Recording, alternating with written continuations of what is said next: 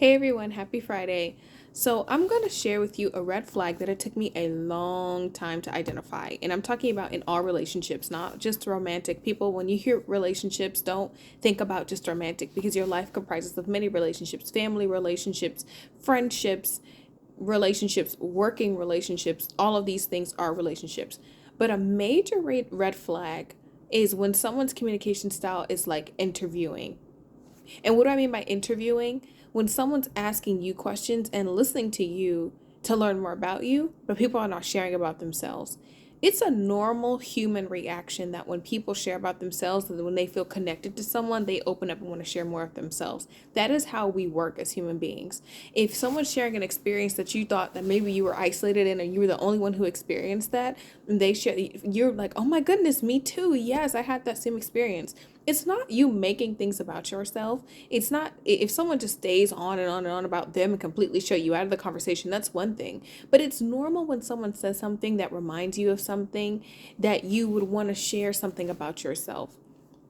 In the beginning, a lot of people get caught up because, especially if you are more of a compassionate and empathetic person, you want people to try to understand you. You want people to ask you questions, to be interested in you. It feels good when someone's interested in you. That's normal human nature.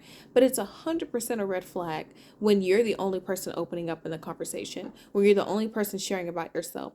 And people make it look so good. People can be really interested in you. They can pay attention to you. They can hang on to every word, remember everything you've ever said. But trust me, the closer you get to that person and the more you engage with relationships with them, you're going to recognize how dysfunctional it is. And they're probably going to use some of the things they're learning against you. Why is this so important?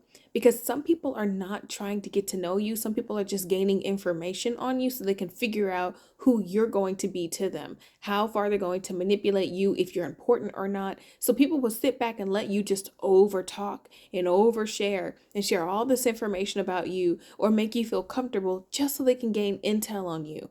You have to be very careful, one, to not open up too quickly to people and share things. I always have this thing that I share that I say, you want to get comfortable, but you never get personal. Comfortable is not like you just letting your guard completely down, but it means you're being open. But you don't want to get too personal, which means you don't want to share everything about yourself. Not everyone deserves to know everything about you. Not everyone deserves to know or have that amount of access to you because there are going to be people who are just going to ask questions and pretend to be interested just so that they can cross some sort of boundary or get you to another level.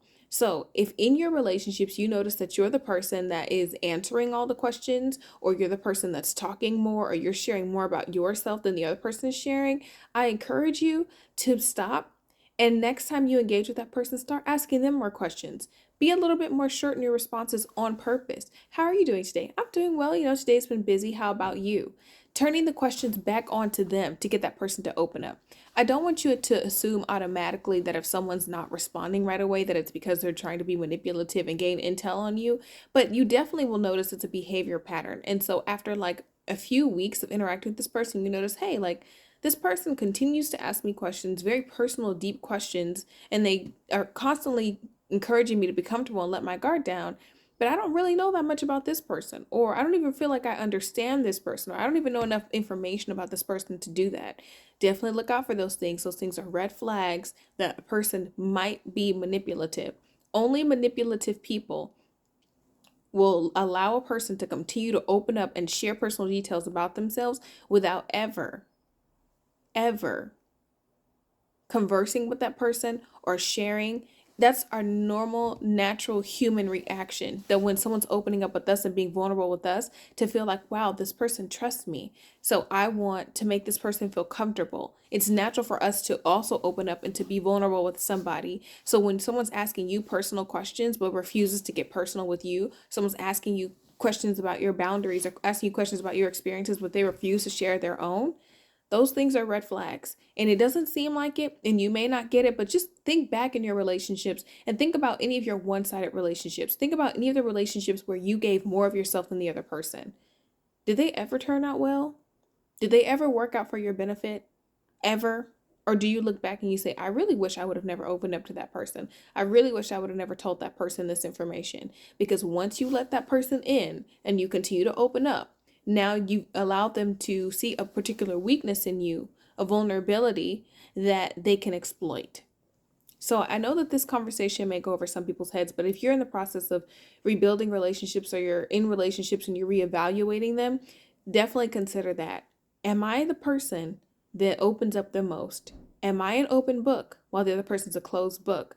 Because if you're gonna see eventually down the line that that person is emotionally unavailable, and that's 100% a red flag, and more than likely a a sign that there's a bigger personality issue at play in the relationship. This is the same person that you're going to be having an argument with, exploring and sharing all of your feelings about how you feel, and this person's going to sit there and look at you like this. And you're just going to be pouring your heart out, talking about how you want things to be and how you feel and all this different stuff, and they're just going to be looking at you like this. Or they're going to be annoyed. That's that same person. So it's important as we're building relationships with people that we look for signs of emotional unavailability or emotional disconnect early on in the relationship, because those relationships are going to include emotionally abusive tactics in order to control the narrative or to control you in the relationship. Well, thank you so much for listening. I hope to talk to you soon. Bye.